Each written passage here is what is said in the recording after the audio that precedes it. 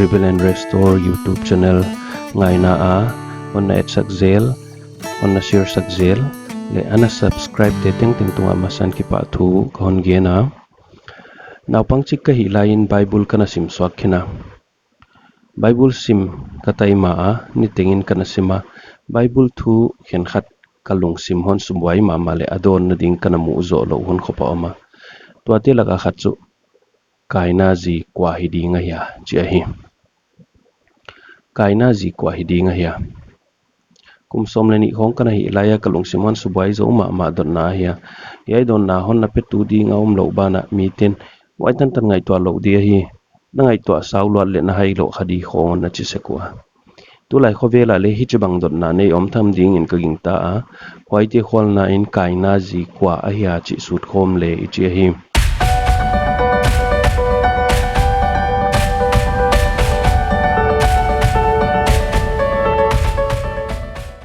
leitunga midang le ana oma hidiwam chi theina ding in hiai Bible tangte isim khom ding Genesis bung khat tang som ni leguk wan pathian in eima lim le kibat pi in mihing ibolia amau tuipi a ngasa te tung a leng wasa te tunga ganta te tung a le leitung a bokwa ka pai gan hing te teng teng tunga thu nei uhen achi hi tang som ni le sagi a huchi in pathian in ama kibat pi in mi hinga siama pathian kibat pi nge in numei le pasal in asiam hi tang som ni le giata pathian in amau awal zola akyangwa chitam pi suang in hong pungun la leitung lwa dim in na thu un omsak un tuipi a ngasa te tunga tung a leng wasa te tung a le leitung a bokwa ka pai gan hing teng teng tunga thu nei un achi hi Genesis bung ni tang som le giat le sim ding to pa pathian in pasal ama kia a ahoi kei ama panpi tu ding a kilom kabol sak ding achi hi pathian in mihing abol na zia ka hile pathian thil siam te en kola tuati tunga vai hom dinga abol hi ahi leitunga mihing dang ana om hin hile pathianin adam bol hollo mai the adam abol khita le ama to ki thwa thei ding midang a om lo ziaka alom di le panpi tu di a pathianin ev hon bol non hi ahi adam le ev tenu pa a pan chi lo mihing dang hong pian ding om lo him hi mai adam le ev chi lo midang ana om hi mok le e Bible gin tang na ding om lo chi na ahi bana pathian dang om chi na leng hi ding ai azia ka hi le ei pathian in adam le ev lo midang bol lo ahi dan chiang ma maya midang bang ana om ahi wale chu tua midang te bol tu pathian dang le om chi na hi ding ai ei te pathian chi lo pathian dang om lo hi dan lai siang tho su tang ma hia chi pena in again hin ta a huaiziak in khovela pathian dang le mihing dang ana om lo u ahi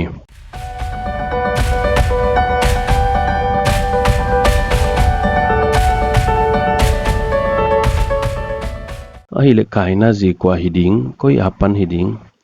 kaina in asangam nu ji dia nei chi na hi zohan bung som ni le khatang som ni le nga ai chin ki gela huan hiai te lo jesu thil hi adang tampi a omlai wai te gel vek ding hi le lai bu gel ding teng teng khovela leng ta zo in kaging ta ke hi zohan in chana ge na hiam jesu thil hi teng le Bible a ki gel kim vek lo a hi dan hiya chiang ma mai hi khwai dan a Bible a thil teng ki gel vek sip lo a hi dan I thei poimo a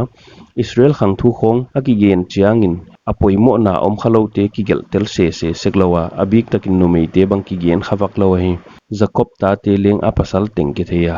sangam numei khat ani lamu ki gen khawang ma hi eiten adam ta te I thei te chu kaina abel le satahiwa yai tingban chu ki thei khol lo hi ki thei lo hi ahia adam le evin ta dang le nei wa hi dan Genesis bunga a ki gela huai en le Genesis bunga tangli le tanga set ane inung in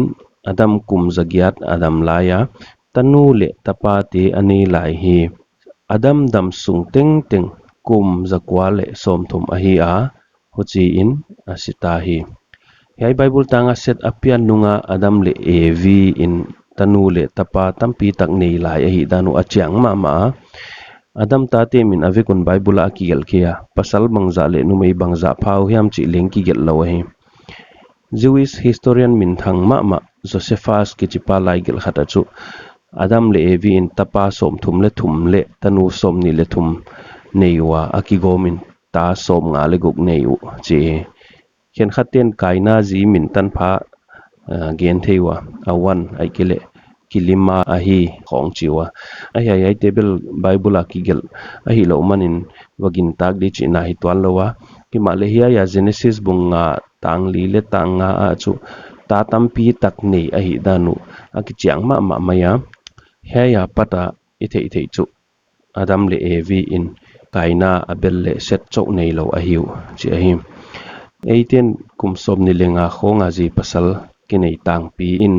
kumsom gyat tan khong kidam tang pi in katheya hucha le ta tam pi in izole to hun la ya mi te kum aza asim dam ten chu ta tam pi tak nei lo di chi na ahia adam kum zakwa le som thum dam ahia kum sang khat dam phial ahia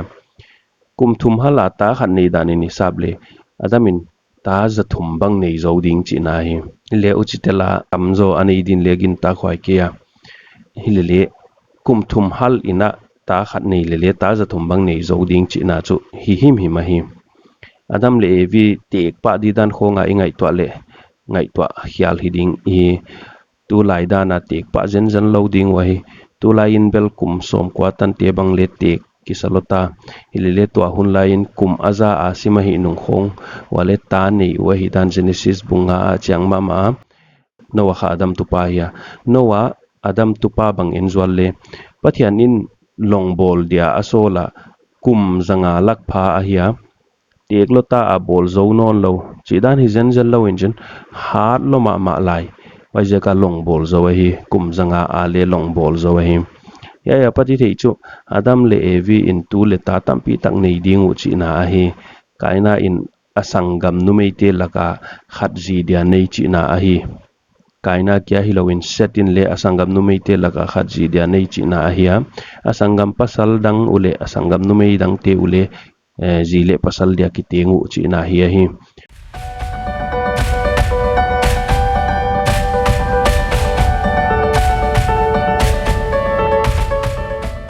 sungkwan kinai lua ki ten chi pen mosi hun apan ki kham pana hiya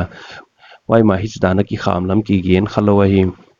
leviticus bung som legiat apan hiai dan kham na hongom pana hiya tu lai khowela leng kinai lua ki ten pen a hoi lo na le ala wa na lian takom ahim hiai pen bel igen sau man ke dinga hiai ya unaw ki ting ichi tu lai khowela omnon ke male genesis khong hoi taka isim